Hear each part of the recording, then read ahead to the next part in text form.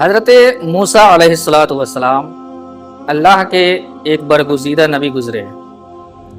اللہ پاک نے حضرت موسیٰ علیہ السلام کو بہت سارے معجزات سے نوازا تھا، جس میں ایک معجزہ آپ کا یہ تھا کہ آپ ڈائریکٹلی اللہ تبارک و تعالیٰ سے بات چیت کیا کرتے تھے۔ مصر میں ایک پہاڑ ہے، اس پہاڑی کا نام ہے کوہ طور۔ حضرت موسیٰ علیہ الصلوۃ والسلام اسی پہاڑ پہ تشریف لے جاتے اور اللہ تبارک و تعالیٰ سے ڈائریکٹلی ہم کلام ہوا کرتے تھے۔ حسب معمول جب آپ ایک مرتبہ تشریف لے جا رہے تھے تو راستے میں ایک ایسے انسان سے ملاقات ہوئی جو دیکھنے ہی میں لگ رہا تھا کافی غریب ہے۔ اس انسان نے کہا، اے اللہ کے نبی، آپ اللہ کی بارگاہ میں جا رہے ہیں تو میرا ایک پیغام لیتے جائیں، اللہ تبارک و تعالیٰ تک آپ پہنچا دیں۔ اس انسان نے کہا، اے اللہ کے نبی، میں اپنے علاقے کا سب سے غریب انسان ہوں، نہ میرے پاس رہنے کے لیے گھر ہے، نہ پہننے کے لیے کپڑے ہیں، نہ کھانے کے لیے اناج ہے۔ تو اللہ کی بارگاہ میں آپ عرض کریں کہ آخر مجھ سے کیا غلطی ہوئی، مجھ سے کیا خطا ہوئی، میں بھی اس کا بندہ ہوں، لیکن مجھے اتنی بھی دولت نہیں دے رہا ہو کہ میں اپنی ضروریات کو پوری کر سکوں۔ حضرت موسیٰ علیہ السلام نے حامی بھر لی۔ وہاں سے کچھ اور آگے بڑھے تو ایک ایسے انسان سے ملاقات ہوئی جو دیکھنے ہی میں لگ رہا تھا اپنے علاقے کا سب سے امیر اور خوشحال انسان ہے۔ اس انسان نے کہا، اے اللہ کے نبی، اللہ کی بارگاہ میں میرا ایک پیغام آپ پہنچا دیں کہ اس نے مجھے بے شمار دولتوں سے نوازا ہے، بہت ساری دولت ہے میرے پاس، اب میں چاہتا ہوں کہ اللہ تبارک و تعالیٰ مجھے اور زیادہ دولت نہ دے۔ حضرت موسیٰ علیہ السلام نے حامی بھری اور وہاں سے آگے تشریف لے گئے۔ کوہ طور پر آپ تشریف لے گئے، وہاں اللہ تبارک و تعالیٰ سے جو بات چیت کرنی تھی مکمل کرنے کے بعد ان دونوں کا پیغام اللہ کی بارگاہ میں پہنچایا۔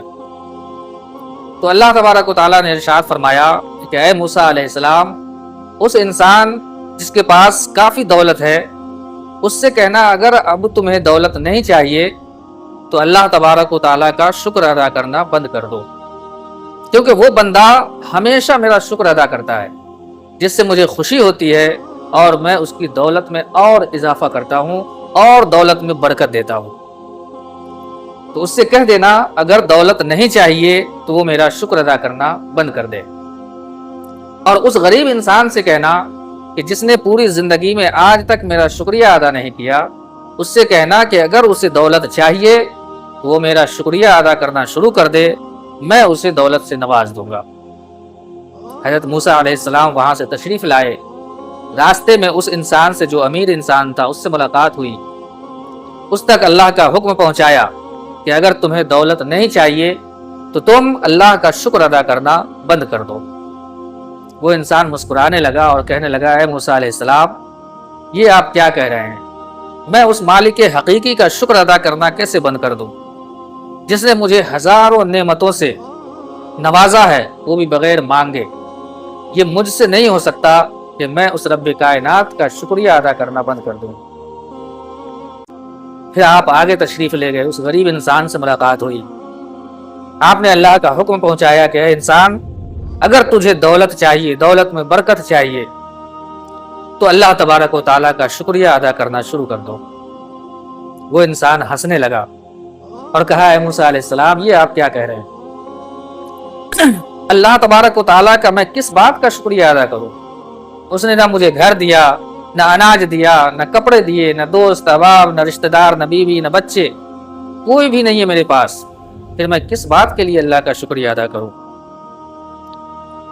ناظرین، اس واقعے کو بتانے کا مقصد یہ ہے کہ اگر آپ چاہتے ہیں کہ اللہ تبارک و تعالیٰ آپ کی دولت میں اضافہ کرے، دولت میں برکت ہو، تو کوشش یہ کریں محنت و مشقت کے ساتھ ساتھ اللہ تبارک و تعالیٰ کا شکر ادا کرنے کی۔ اگر آپ اللہ کا شکریہ ادا کرتے ہیں تو اللہ پاک آپ کی دولت میں بے شمار اضافہ عطا فرمائے گا۔ اب یہاں پہ ایک سوال ہے کہ اگر آپ کے ذہن میں بھی اس غریب انسان کی طرح سوال اٹھتا ہے کہ بھائی ہم کیوں شکریہ ادا کریں؟ اللہ تبارک و تعالیٰ نے تو ہمیں غریب بنایا، نہ مال و دولت دیا، نہ گھر ہے، نہ کوئی روزگار ہے، نہ کوئی بزنس ہے، तो फिर हम किस बात के लिए उसका शुक्रिया अदा करें। तो नाज़रीन, बताने के लिए तो बहुत सारी चीज़ें हैं, यहाँ पे सिर्फ मैं एक वाक़ये के ज़रिए आपको बताना चाहता हूँ कि अल्लाह तबारक व तआला ने हमें कितनी नेमतों से नवाजा है, किस तरह से हम उसका शुक्रिया अदा करें कि अगर जितनी नेमतें उसने हमें दी है, अगर उन नेमतों को अगर गिनती करना चाहें तो हम गिनती नहीं कर सकते।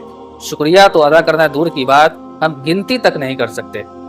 तो यहाँ पे एक बहुत ही छोटी सी नेमत, जो हमारे नज़दीक बहुत ही छोटी सी नेमत है, उसके बारे में आप लोगों को बता रहा हूँ कि अल्लाह तबारक व तआला की कितनी अजीम नेमत है जो अल्लाह तबारक व तआला ने हम सबको बग़ैर मांगे अता फरमाया और बग़ैर 1 रुपया खर्च किए हुए उस नेमत का हम इस्तेमाल करते हैं। वाक़या कुछ इस तरह है कि खलीफा हारून रशीद, जो एक बहुत बड़े बादशाह गुजरे हैं, आपकी बारगाह में बहुत सारे लोग बैठे थे, एक अल्लाह के वली भी तशरीफ फरमा थे।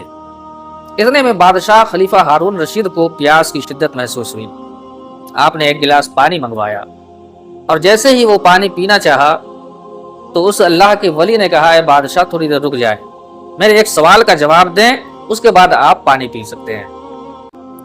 फिर आपने सवाल किया, है बादशाह, ये पानी अगर तुझे ना मिले, प्यास की शिद्दत से तुम्हारी जान जाने तक नौबत आ जाए, ऐसी हालत में तुम 1 गिलास पानी के लिए कितनी दौलत खर्च कर सकते हो?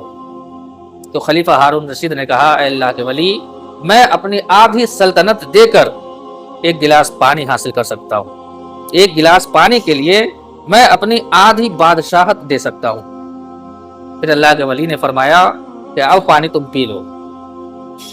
जब खलीफा हारून रशीद ने पानी पी लिया तो अब उस अल्लाह के वली ने सवाल किया कि बादशाह, अगर यही पानी तुम्हारे जिस्म से ना निकले पेशाब के जरिए और तुम्हारी जान जाने पर आ जाए तो तुम उसके लिए कितना खर्च कर सकते हो? तो खलीफा हारून रशीद ने कहा, मैं पानी को निकालने के लिए अपने जिस्म से बाकी जो अपनी आधी सल्तनत है वो पूरी खर्च कर सकता हूँ। तो उस अल्लाह के वली ने फरमाया कि ऐ बादशाह, ये है अल्लाह की नेमत, एक पानी, इस पर कभी जो तुम्हारी बादशाहत के मुकाबले में 1 गिलास पानी है। तो नाज़रीन, इस वाक़ये के जरिए मैं बताना ये चाहता हूँ कि पानी, जिसको हम सबसे छोटी नेमत समझते हैं, कि अल्लाह तबारक व तआला की कितनी अजीम नेमत है, जो दिन भर हम जितना चाहें इस्तेमाल करें, लेकिन हमें 1 रुपया भी खर्च करने की ज़रूरत महसूस नहीं होती। हमें फ्री में पानी मिलता है। अब इस पानी का ही अगर हम अल्लाह तबारक व तआला का शुक्रिया अदा करना चाहें तो हमारी पूरी ज़िंदगी निकल जाएगी, लेकिन उसका शुक्रिया अदा नहीं कर सकते। इसके अलावा कितनी नेमतें हैं, हम अपने जिस्म पे गौर करें। आँख, कान, नाक, ज़बान, दिमाग, हाथ, पैर, पेट और न जाने कितने आज़ा हैं। कभी उनसे पूछे जिनके पास आँख नहीं है कि आँख की अहमियत क्या होती है। उनसे पूछे जो सुन नहीं सकते हैं कि कान की अहमियत क्या होती है। उनसे सवाल करें जिनके पास ज़बान नहीं है, ज़बान की अहमियत क्या होती है। ये सारी नेमतें अल्लाह तबारक व तआला ने हमें बिन मांगे अता फरमाया है। तो अगर इन चीज़ों का हम शुक्रिया अदा करना चाहें तो हमारी ज़िंदगी छोटी पड़ जाएगी, लेकिन उसका शुक्रिया अदा नहीं कर सकते। अब यहाँ दूसरा सवाल है कि उस रब्बे कायनात का हम शुक्रिया कैसे अदा करें? तो शुक्रिया अदा करने के बहुत सारे तरीक़े हैं। पहला तो है ज़बानी, कि ज़बान से हम उसका शुक्रिया अदा करें, उसकी तारीफ़ बयान करें। और दूसरा तरीक़ा यह है कि अपने जिस्म से उसका शुक्रिया अदा करें, उसकी इबादत करें, नमाज की पाबंदी करें, रोज़ा रखें। जिस्म से जितनी भी इबादतें हैं उन सारी इबादतों को बजा लाएं, तो इससे भी अल्लाह तबारक व तआला का शुक्रिया अदा होगा। और तीसरे है कि अल्लाह तबारक व तआला ने दौलत से नवाजा है, तो दौलत को गरीब ज़रूरतमंदों में खर्च करें, तो इससे भी अल्लाह तबारक व तआला का शुक्र अदा होता है। तो आप कोशिश करें अपनी ज़िंदगी में ज़बान से भी, जिस्म से भी और दौलत से भी, साथ ही साथ वक्त से भी अल्लाह तबारक व तआला का शुक्रिया अदा करें। इंशाअल्लाह आपको दौलत भी मिलेगी और दौलत के साथ साथ आपको सुकून वाली ज़िंदगी भी मिलेगी।